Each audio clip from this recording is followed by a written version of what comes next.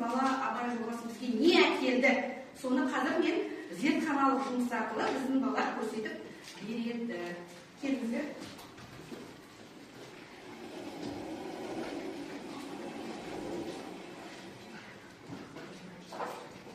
Сәлеметсіздер ме, құрметті ұстаздар? Мен сіздерге зертханалық жұмысымды көрсеткім келеді. Біз бала Абайды 2 жыл оқып жатырмыз.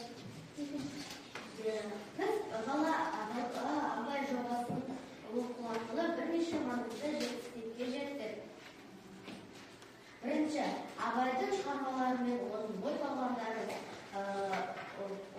толғамдарын жақсырақ меңгердік. Екінші, Абайдан өлеңдер мен оның қара сөздерін оқу арқылы біздің сөйлеу мәдениетіміз жақсарды. Үшінші, осы жоба арқылы ұлттық рухани дәріптеліп,